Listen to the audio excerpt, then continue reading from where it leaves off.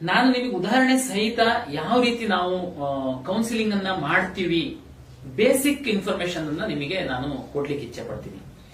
Counselling ಯಾವ ರೀತಿ ಆಗುತ್ತೆ, ಯಾವ ರೀತಿ ಆಪ್ಷನ್ ಎಂಟ್ರಿ ಮಾಡೋದು, ಅದೆಲ್ಲ ಮುಂದಿನ ದಿನಗಳಲ್ಲಿ ಹೇಳೋಣ. ಸದ್ಯಕ್ಕೆ ತಮ್ಗೆಲ್ಲ ಗೊತ್ತಿದೆ, ಕರ್ನಾಟಕ ರಾಜ್ಯದಲ್ಲಿ ಎಲ್ಲಾ ವೃತ್ತಿಪರ ಕೋರ್ಸ್ಗಳಿಗೆ ನಾವು ಒಮ್ಮೆಗೆನೆ ಸೀಟ್ ಹಂಚಿಕೆಯನ್ನ ಮಾಡ್ತೀವಿ.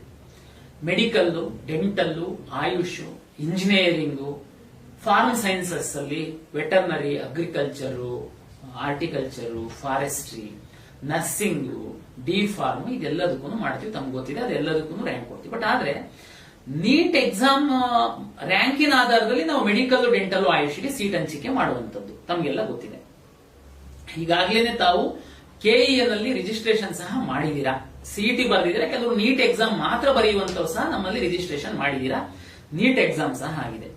ಫಸ್ಟ್ ನಿಮ್ಗೆ ಹೇಳುವಂತದ್ದು, ನಮ್ಮ ಎಲ್ಲ ಕೌನ್ಸಿಲಿಂಗ್ ಪ್ರಕ್ರಿಯೆ ಶುರು ಆಗ್ಬೇಕಂತಂದ್ರೆ ನೀಟ್ ರಿಸಲ್ಟ್ ಬರಬೇಕು, 1 ಪಾಯಿಂಟ್.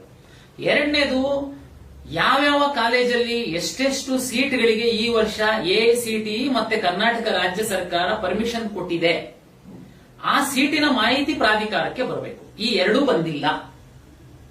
ನೀವು ಕಾಲೇಜಿಗೆ ಅಡ್ಮಿಷನ್ ಕರೀತಾರೆ ಅಂತಂದ್ರೆ ಸದ್ಯಕ್ಕೆ ತಕ್ಷಣಕ್ಕೆ ಹೋಗುವಂತದ್ದಕ್ಕೆ ಆತುರ ಪಡುವಂತಹ ಅಗತ್ಯ ಇಲ್ಲ.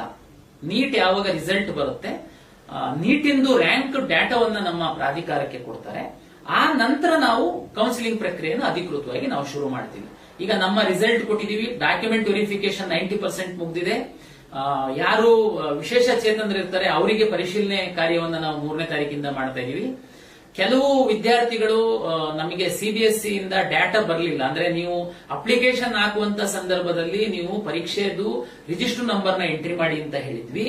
ತಾವು ತಪ್ಪು ಎಂಟ್ರಿ ಮಾಡಿದ್ರಿ, ತಮ್ಗೆ ನಾವು ರ್ಯಾಂಕ್ ಕೊಡಕ್ ಆಗ್ಲಿಲ್ಲ. ಅದಕ್ಕೆ ನಿಮಗೆ ಈಗ ನಾವು ಮಾರ್ಕ್ಸ್ ಅನ್ನ ಎಂಟ್ರಿ ಮಾಡೋದಕ್ಕೆ ನಿನ್ನೆ ಪೋರ್ಟಲ್ ಓಪನ್ ಮಾಡಿದೀವಿ. ನೀವು ಮಾರ್ಕ್ಸ್ ಅನ್ನ ಎಂಟ್ರಿ ಮಾಡಿದ್ರೆ ಮತ್ತೆ ಮಾರ್ಕ್ಸ್ ಕಾರ್ಡ್ ನ ಅಪ್ಲೋಡ್ ಮಾಡಿದ್ರೆ ನಾವು ಸಿಬಿಎಸ್ಇ ಗೆ ಕಳಿಸಿ ವೆರಿಫೈ ಮಾಡಿ ನಿಮಗೆ ಸ್ಪಾಟ್ ರ್ಯಾಂಕ್ ಕೊಡುವಂತಹ ಕೆಲಸವನ್ನ ಸಹ ನಾವು ಮಾಡ್ತೀವಿ. ಅಲ್ಲಿಗೆ ನಿಮ್ಮ ರ್ಯಾಂಕ್ ಅಂತೂ ಬರುತ್ತೆ, ಯಾರು ಗೊಂದಲ ಒಳಗಾಗುವಂತಹ ಅಗತ್ಯ ಇಲ್ಲ. ಈಗ ನಾನು ಬಹುಮುಖ್ಯವಾಗಿ ಇವತ್ತು ಇಂಜಿನಿಯರಿಂಗ್ ಕಾಲೇಜ್ ಸೀಟ್ ಹಂಚಿಕೆ ಬಗ್ಗೆ, ನೀವು ಯಾರು ಪ್ರೈವೇಟ್ ಕಾಲೇಜುಗಳಿಗೆ ತಕ್ಷಣ ಹೋಗಿ ಒಳ್ಳೊಳ್ಳೆ ರ್ಯಾಂಕ್ ಇತ್ತು ಅಂತಂದ್ರೂ ಅಡ್ಮಿಷನ್ ಆಗುವಂತದ್ದು, ಗೊಂದಲಕ್ಕೊಳಗಾಗುವಂತದ್ದು, ಸೀಟ್ ನಾಳೆ ಸಿಕ್ಬಿಡುತ್ತೋ ಸಿಗಲ್ವೋ ಅನ್ನುವಂಥದ್ದು, ಇಂಥದಕ್ಕೆ ಒಂದು ತೆರೆ ಎಳೆಯುವಂತಹ ಪ್ರಯತ್ನ ಮಾಡ್ತೀನಿ. ಕರ್ನಾಟಕ ರಾಜ್ಯ ಸರ್ಕಾರ ಹಾಗೂ ಖಾಸಗಿ ಇಂಜಿನಿಯರಿಂಗ್ ಕಾಲೇಜುಗಳ ಒಕ್ಕೂಟ ಇಬ್ಬರೂ ಒಂದು ಒಪ್ಪಂದವನ್ನ ಮಾಡಿಕೊಂಡಿದ್ದಾರೆ. ಈ ಒಪ್ಪಂದದ ಪ್ರಕಾರ ಕರ್ನಾಟಕ ರಾಜ್ಯದಲ್ಲಿರುವಂತಹ 4-5 ಕೆಟಗರಿದು ಕಾಲೇಜು ಬರುತ್ತೆ. ನಾನು ಬಹುಮುಖ್ಯವಾಗಿ ಹೇಳುವಂತದ್ದು ಸರ್ಕಾರಿ ಕಾಲೇಜುಗಳು. ರಾಜ್ಯದಲ್ಲಿ 16 ಸರ್ಕಾರಿ ಇಂಜಿನಿಯರಿಂಗ್ ಕಾಲೇಜುಗಳಿದೆ. ಅನುದಾನಿತ ಕಾಲೇಜುಗಳು, ರಾಜ್ಯ ಸರ್ಕಾರ ಅನುದಾನ ಕೊಡುವಂತಹ 9 ಕಾಲೇಜುಗಳಿದೆ. ಸರ್ಕಾರಿ ಕಾಲೇಜುಗಳಲ್ಲಿ 100 ಸೀಟ್ ಇತ್ತು. ಉದಾಹರಣೆ ನಾನು ಹೇಳ್ತೀನಿ, ಒಂದು ಬ್ರಾಂಚ್ಗೆ ಹೇಳ್ತೀನಿ. ಉದಾಹರಣೆಗೆ ಒಂದು ಸರ್ಕಾರಿ ಕಾಲೇಜಲ್ಲಿ ಕಂಪ್ಯೂಟರ್ ಸೈನ್ಸ್ ಅಲ್ಲಿ 100 ಸೀಟ್ ಅಡ್ಮಿಷನ್ ಮಾಡ್ಕೊಳ್ಳುವಂತದ್ದಕ್ಕೆ ಅನುಮತಿ ಇದೆ ಅಂತ ಭಾವಿಸಿದ್ರೆ 100 ಸೀಟುಗಳನ್ನು ಸಹ ಕರ್ನಾಟಕ ಪರೀಕ್ಷಾ ಪ್ರಾಧಿಕಾರ ಹಂಚಿಕೆಯನ್ನ ಮಾಡುತ್ತೆ. ದಯಮಾಡಿ ಅರ್ಥ ಮಾಡ್ಕೊಳ್ಳಿ.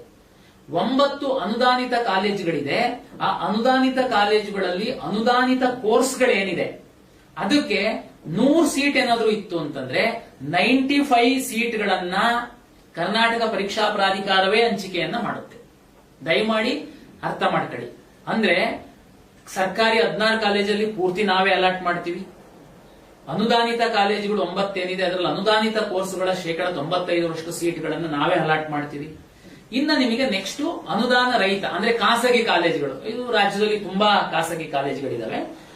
ನಮ್ಮ ರಾಜ್ಯ ಸರ್ಕಾರ ಮತ್ತೆ ಅವರ ಒಪ್ಪಂದದ ಪ್ರಕಾರ ಯಾವುದೋ ಒಂದು ಖಾಸಗಿ ಕಾಲೇಜಲ್ಲಿ, ಉದಾಹರಣೆಗೆ ನಾನು ಹೇಳ್ತೀನಿ, ಒಂದು ಖಾಸಗಿ ಕಾಲೇಜಲ್ಲಿ ಉದಾಹರಣೆಗೆ ಎಲ್ಲಾ ಬ್ರಾಂಚ್ಗಳು ಸೇರಿ 1000 ಸೀಟ್ ಇದೆ ಅಂತ ಭಾವಿಸೋಣ. Computer science, civil, mechanical, automobile, AI ಇದೆಲ್ಲ ಸೇರಿ 1000 ಸೀಟ್ಗಳು ಒಂದು ಖಾಸಗಿ ಕಾಲೇಜಲ್ಲಿ ಇದೆ. ಅರ್ಥ ಮಾಡ್ಕೊಳ್ಳಿ. 450 ಸೀಟುಗಳನ್ನ ಕರ್ನಾಟಕ ಪರೀಕ್ಷಾ ಪ್ರಾಧಿಕಾರ ಹಂಚಿಕೆ ಮಾಡುತ್ತೆ. 1000 ಸೀಟಲ್ಲಿ 450 ಸೀಟುಗಳನ್ನ ನಾವು ಹಂಚಿಕೆ ಮಾಡ್ತೀವಿ. ನಾನು ಉದಾಹರಣೆ ಹೇಳ್ತೀನಿ ತಮಗೆ. ಇನ್ನ ಉಳಿದಿದ್ದು ಯಾರು ಮಾಡ್ತಾರೆ? ತಮ್ಮ ಮಾಹಿತಿಗೋಸ್ಕರ ಹೇಳ್ತೀನಿ. 1000 ಸೀಟಲ್ಲಿ ನಮ್ಮ ಒಂದು ಸರ್ಕಾರ ಮತ್ತೆ ಖಾಸಗಿ ಕಾಲೇಜುಗಳ ಒಪ್ಪಂದದ ಪ್ರಕಾರ 450 ಸೀಟು ಅಂದ್ರೆ 45% ಸೀಟುಗಳನ್ನ ನಾವು ಹಂಚಿಕೆ ಮಾಡ್ತೀವಿ. 30% ಸೀಟುಗಳನ್ನ ಕಾಮೆಟ್ ಕೆ ಅಂತೇಳಿ ಅವ್ರದ್ದು ಒಂದು ಅಸೋಸಿಯೇಷನ್ ಅವರು ಎಕ್ಸಾಮ್ ಮಾಡ್ತಾರೆ, ಅವರು ಹಂಚಿಕೆ ಮಾಡ್ತಾರೆ. ಇನ್ನ ಉಳಿಯುವಂತಹ 25% ಸೀಟ್ಗಳೇನಿದೆ ಅದು ಮಾತ್ರ ಆ ಕಾಲೇಜಿನ ಆಡಳಿತ ಮಂಡಳಿಯವರು ಮ್ಯಾನೇಜ್ಮೆಂಟ್ ಕೋಟಾ ಮತ್ತೆ NRI ಅಂತೇಳಿ ಅವರಿಗೆ ಅಡ್ಮಿಷನ್ ಮಾಡ್ಕೊಂತಾರೆ. ಕಾಮೆಟ್ ಕೆ ಮತ್ತೆ ಸರ್ಕಾರಿ ಕೋಟಾ ಏನ್ ಹೇಳಿದಲ್ಲ ನಾನು 45%, ಈ ಎರಡಕ್ಕೂ ಸರ್ಕಾರವೇ ಫೀಸ್ ನಿಗದಿಪಡಿಸುತ್ತೆ.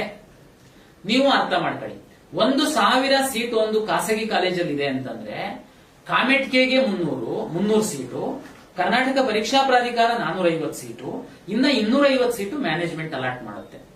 ನೀವು ಒಳ್ಳೆ ರ್ಯಾಂಕ್ ನಿಮ್ ಮಗುಗಿದ್ರು ನೀವು ಯಾಕೆ ಗಡಿಬಿಡಿ ಮಾಡ್ತೀರಾ? ಪ್ರಾಧಿಕಾರ ಕೌನ್ಸಿಲಿಂಗ್ ಮಾಡೋ ತನಕ ದಯಮಾಡಿ ವೆಯ್ಟ್ ಮಾಡಿ.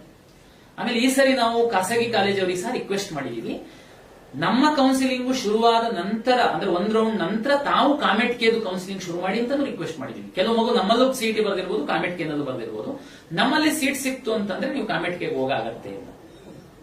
ಫೀಸ್ ಬಗ್ಗೆ ಬರೋದಾದ್ರೆ ಕಾಮೆಟ್ ಕೆಗೆ ಮತ್ತೆ ಸರ್ಕಾರಿಗೆ ಏನಿದೆ ಅದು ರಾಜ್ಯ ಸರ್ಕಾರವೇ ನಿಗದಿಪಡಿಸುತ್ತೆ. ನಾವು ಇಬ್ರು ಒಪ್ಪಿ ನಿಗದಿಪಡಿಸುವಂತದ್ದು ತಾವು ನೋಡಬಹುದು ನಮ್ಮ ವೆಬ್ಸೈಟ್ ಅಲ್ಲಿ. ಅದು ಕಳೆದ ವರ್ಷ ಏನಿತ್ತು ಅದಕ್ಕೆ 7.5% ಜಾಸ್ತಿ ನಾವು ಫೀಸ್ ಅನ್ನ ನಿಗದಿಪಡಿಸಿದೀವಿ. ಮತ್ತೆ ಇನ್ಯಾವ್ದು ಕಾಲೇಜ್ ಉಳಿತು ರಾಜ್ಯದಲ್ಲಿ? ಗೌರ್ಮೆಂಟ್ ಹೇಳಿದೀನಿ, ಅನುದಾನಿತ ಹೇಳಿದೀನಿ, ಖಾಸಗಿ ಕಾಲೇಜುಗಳಲ್ಲಿ 2 ರೀತಿ ಬರುತ್ತೆ. ಒಂದು ನಾನೀಗ ಹೇಳಿದೆ, ಬಹುತೇಕ ಖಾಸಗಿ ಕಾಲೇಜುಗಳು, ಅದರಲ್ಲಿ ಕೆಲವೊಂದು ಮೈನಾರಿಟಿ ಇನ್ಸ್ಟಿಟ್ಯೂಷನ್ಸ್ ಇದೆ. ಅಂದ್ರೆ ಮೈನಾರಿಟಿ ಇನ್ಸ್ಟಿಟ್ಯೂಷನ್ಸ್ ಅಂತಂದ್ರೆ ಆ ಒಂದು ಸಮುದಾಯದವರು ಅವರೇ ನಡೆಸುವಂತದ್ದು. ರಾಜ್ಯ ಸರ್ಕಾರ ಅವರಿಗೆ ಮೈನಾರಿಟಿ ಸ್ಟೇಟಸ್ ಅನ್ನ ಕೊಟ್ಟಿದೆ. ಅಂತಹ ಕಾಲೇಜುಗಳಲ್ಲಿ ಕರ್ನಾಟಕ ಪರೀಕ್ಷಾ ಪ್ರಾಧಿಕಾರ 40% ಸೀಟ್ಗಳನ್ನ ಹಂಚಿಕೆ ಮಾಡುತ್ತೆ. ಈಗ ಅಲ್ಲಿ ನಾನು ಹೇಳಿದೆ ಪ್ಯೂರ್ ಖಾಸಗಿ ಕಾಲೇಜ್ ಇದೆ, ಅದು ಮೈನಾರಿಟಿ ಸ್ಟೇಟಸ್ ಇಲ್ಲ ಅಂತಂದ್ರೆ 1,000 ಅವ್ರ ಕಾಲೇಜಿಗೆ AICTE ಪರ್ಮಿಷನ್ ಕೊಟ್ಟಿದೆ ಅಂತಂದ್ರೆ 450 ಸೀಟನ್ನ ನಾವು ಹಂಚಿಕೆ ಮಾಡ್ತೀವಿ. ಅದೇ ಮೈನಾರಿಟಿ ಇನ್ಸ್ಟಿಟ್ಯೂಷನ್ಸ್ ಬಂತು ಅಂತಂದ್ರೆ ಅಲ್ಲಿ 1,000 ಸೀಟ್ಗಳಿದೆ ಅಂತಂದ್ರೆ ಕರ್ನಾಟಕ ಪರೀಕ್ಷಾ ಪ್ರಾಧಿಕಾರ ರ್ಯಾಂಕ್ ಆಧರಿಸಿ 400 ಸೀಟ್ಗಳನ್ನ ಹಂಚಿಕೆಯನ್ನ ಮಾಡುತ್ತೆ. ಅದೇ ರೀತಿ ನಿಮಗೆ ಡೀಮ್ಡ್ ವಿಶ್ವವಿದ್ಯಾಲಯಗಳು, ಖಾಸಗಿ ವಿಶ್ವವಿದ್ಯಾಲಯಗಳು ಬರುತ್ತೆ, ಅದು ತುಂಬಾ ನಂಬರ್ ಕಡಿಮೆ ಇದೆ. ಅಲ್ಲಿ ಸಹ 40% ಸೀಟ್ಗಳನ್ನ ನಾವೇನೆ ಅಲಾಟ್ ಮಾಡ್ತೀವಿ. ಅರ್ಥ ಮಾಡಿ ಪೋಷಕರೇ, ಕಳೆದ ವರ್ಷ 79,000 ಇಂಜಿನಿಯರಿಂಗ್ ಸೀಟ್ಗಳನ್ನ ಕರ್ನಾಟಕ ಪರೀಕ್ಷಾ ಪ್ರಾಧಿಕಾರ ಹಂಚಿಕೆ ಮಾಡುವಂತದ್ದಕ್ಕೆ ನಮಗೆ ಪರ್ಮಿಷನ್ ಇತ್ತು. ಈ ವರ್ಷ 79,000ಕ್ಕಿಂತ ಸ್ವಲ್ಪ ಜಾಸ್ತಿನೇ ಆಗುತ್ತೆ ಹೊರತು ಕಡಿಮೆ ಅಂತೂ ಆಗಲ್ಲ. ಹಾಗಾಗಿ ನೀವು ದಯಮಾಡಿ ಗಡಿಬಿಡಿ ಮಾಡದೆ ತಾಳ್ಮೆಯಿಂದ ನಮ್ಮ ಕೌನ್ಸಿಲಿಂಗಿಗೆ ವೆಯ್ಟ್ ಮಾಡಿ. ಓಕೆ, ಅಲ್ಲಿವರೆಗೆ ಏನ್ ಮಾಡೋದು? ಅವರು ಇವರು ಫೋನ್ ಮಾಡ್ತಿರ್ತಾರೆ, ನಮ್ಮ ಮಗು ಸಿಗುತ್ತೋ ಸಿಗಲ್ವೋ, ನನ್ನ ಮಗುದು 20,000 ರ್ಯಾಂಕ್ ಇದೆ, 25,000 ರ್ಯಾಂಕ್ ಇದೆ, ಯಾವ ಕಾಲೇಜ್ ಸಿಕ್ಬಿಡ್ಬೋದು, ಅದು ಒಳ್ಳೆ ಕಾಲೇಜ್ ಇದೆಯಾ, ಇದು ಒಳ್ಳೆ ಕಾಲೇಜ್ ಇದೆಯಾ, ಇದೆಲ್ಲ ಗೊಂದಲಗಳು ಸಾಮಾನ್ಯವಾಗಿರುತ್ತೆ. ಅದಕ್ಕೆ ನಾನು ಹೇಳೋದು, ನಮ್ಮ ಕೌನ್ಸಿಲಿಂಗ್ ನೀಟ್ ರಿಸಲ್ಟ್ ಬಂದ ಮೇಲೆ ಶುರುವಾಗುತ್ತೆ. ಅಲ್ಲಿವರೆಗೆ ನಿಮ್ಮ ಮಗುಗೆ ಟಾಸ್ಕ್ ಕೊಡಿ, ನಾನು ಹೇಳ್ತೀನಿ ಏನು ಅಂತ. ಕರ್ನಾಟಕ ರಾಜ್ಯದಲ್ಲಿ ಎಷ್ಟು ಖಾಸಗಿ ಕಾಲೇಜುಗಳು ಇದಾವೆ, ಎಷ್ಟು ಗೌರ್ಮೆಂಟ್ ಕಾಲೇಜುಗಳಿದಾವೆ, ಎಷ್ಟು ಅನುದಾನಿತ ಕಾಲೇಜುಗಳಿದಾವೆ, ಈ ಎಲ್ಲಾ ಕಾಲೇಜುಗಳಲ್ಲಿ ಯಾವ್ದಾವ್ದು ಕೋರ್ಸ್ಗಳಿದೆ. ನೀವು ಟಾಪ್ 10 ಕಾಲೇಜು, ಟಾಪ್ 20 ಕಾಲೇಜು ತಗೊಂಡ್ರೆ ಆ ಕಾಲೇಜುಗಳಲ್ಲಿ ಯಾವ್ದಾವ್ದು ಕೋರ್ಸ್ಗಳಿದೆ. ಆ ಕೋರ್ಸ್ಗಳಲ್ಲಿ ಕಳೆದ ವರ್ಷ ನಾವು ಕರ್ನಾಟಕ ಪರೀಕ್ಷಾ ಪ್ರಾಧಿಕಾರದಿಂದ ಸೀಟ್ ಹಂಚಿಕೆ ಮಾಡಿದಂತಹ ಸಂದರ್ಭದಲ್ಲಿ ನಾವು 3 ರೌಂಡ್ ಸೀಟ್ ಹಂಚಿಕೆ ಮಾಡಿದೀವಿ ಕಳೆದ ಬಾರಿ. ಪ್ರತಿ ಬಾರಿ ಯಾವ ರ್ಯಾಂಕಿಗೆ ಯಾವ ಕಾಲೇಜಲ್ಲಿ ಕಟ್ ಆಫ್ ಆಗಿದೆ.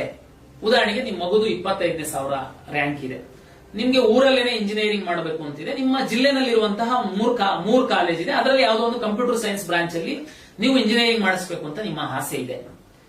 ಸಿಂಪಲ್, ನೀವು ಕರ್ನಾಟಕ ಪರೀಕ್ಷಾ ಪ್ರಾಧಿಕಾರದ ವೆಬ್ಸೈಟ್ಗೆ ಹೋಗಿ, ನಮ್ಮ ವೆಬ್ಸೈಟ್ ಅಲ್ಲಿ ಪ್ರವೇಶ ಅಂತೇಳಿ ಕಳೆದ ವರ್ಷದ ಪ್ರವೇಶದ ಮಾಹಿತಿ ಇದು ಐಕಾನ್ ಮೇಲೆ ಕ್ಲಿಕ್ ಮಾಡಿ. ಕಳೆದ ವರ್ಷ ನಾವು ಪ್ರತಿ ರೌಂಡ್ ಅಲ್ಲಿ ಸೀಟ್ ಹಂಚಿಕೆ ಮಾಡಿರುವಂತಹ ಮಾಹಿತಿ ಕಾಲೇಜ್ ವಾರು, ಬ್ರಾಂಚ್ ವಾರು ಕಟ್ ಆಫ್ ರ್ಯಾಂಕ್ ಇದೆ. ದಯಮಾಡಿ ನಿಮ್ಮ ಮಗುಗೆ ಟಾಸ್ಕ್ ಕೊಡಿ ಸ್ಟಡಿ ಮಾಡೋದಕ್ಕೆ. ಸುಮ್ನೆ ಅವ್ರು ಹೇಳಿದ್ರು, ಇವ್ರು ಹೇಳಿದ್ರು, ಯಾವ್ದೋ ಯೂಟ್ಯೂಬ್ ಚಾನಲ್ ಹೇಳಿದ್ರು, ಇಷ್ಟು ನಿಂತು ಬಿಡುತ್ತೆ, ಅಷ್ಟು ನಿಂತು ಬಿಡುತ್ತೆ. ಯಾಕೆ? ನಿಮ್ಮ ಮಗು PUC ಪಾಸ್ ಮಾಡಿದೆ, CET ಎಕ್ಸಾಮ್ ಬರೆದು ಒಳ್ಳೆ ರ್ಯಾಂಕ್ ತಗೊಂಡಿದೆ, ಅಷ್ಟು ಮಾಡಬಹುದು. ಪ್ರತಿ ದಿವಸ ಇನ್ಸ್ಟಾಗ್ರಾಮ್, ವಾಟ್ಸಪ್, ಫೇಸ್ಬುಕ್ ಅಲ್ಲಿ ಟೈಮು ಕಳೆಯೋದಕ್ಕಿಂತ ನೀಟ್ ರಿಸಲ್ಟ್ ಬಂದು ನಮ್ ಕೌನ್ಸಿಲಿಂಗ್ ಶುರುವಾಗ ತನಕ ಸ್ಟಡಿ ಮಾಡೋದಕ್ಕೆ ಟಾಸ್ಕ್ ಕೊಡಿ. ಸ್ಟಡಿ ಮಾಡುವಂತದಕ್ಕೆ ನೀವು ಯಾವ್ದು ಕಾಲೇಜಿಗೆ ಹೋಗ್ಬೇಕಾಗಿಲ್ಲ. ನಾನು ಹೇಳ್ತಾ ಇದ್ದೀನಿ, ಕರ್ನಾಟಕ ಪರೀಕ್ಷಾ ಪ್ರಾಧಿಕಾರದ ವೆಬ್ಸೈಟ್ ಅಲ್ಲಿ ನಿಮಗೆ ಸಂಪೂರ್ಣ ಮಾಹಿತಿ ಸಿಗುತ್ತೆ. ನಿಮಗೆ ಈಗಲೇ ಗೊತ್ತಾಗ್ಬಿಡುತ್ತೆ ನಿಮ್ಮ ಮಗುದು ರ್ಯಾಂಕು ಏನಿದೆ, ಯಾವ ಕಾಲೇಜಲ್ಲಿ ಸಿಕ್ಬೋದು. ಅಲ್ಲ ಸರ್, ಕಳೆದ ವರ್ಷ ಕಟ್ ಆಫ್ ಆಗಿರೋದು ಈ ವರ್ಷ ಅಷ್ಟೇ ಕಟ್ ಆಫ್ ಆಗುತ್ತೆ ಅಂತ ಏನ್ ಗ್ಯಾರಂಟಿ ಸರ್? ಅರ್ಥ ಮಾಡ್ಕೊಳ್ಳಿ, ಇದು ಒಂದು ಅಂದಾಜಲ್ಲಿ ಹೇಳುವಂತದ್ದು. 90% ಸ್ವಲ್ಪ ಹಾಸ್ಪಾಸ್ ಇರುತ್ತೆ. ಕಳೆದ ವರ್ಷಕ್ಕಿಂತ ಈ ವರ್ಷ ಸೀಟ್ಗಳು ಜಾಸ್ತಿನೇ ಆಗಿದೆ. ಈ ವರ್ಷ ಒಟ್ಟು 6 ಹೊಸ ಇಂಜಿನಿಯರಿಂಗ್ ಕಾಲೇಜ್ ಸಹ ಬರ್ತಾ ಇದೆ ಕರ್ನಾಟಕದಲ್ಲಿ. ಒಂದು ಅರಸೀಕೆರೆ ಗವರ್ಮೆಂಟ್ ಕಾಲೇಜ್ ಸಹ ಬರ್ತಾ ಇದೆ.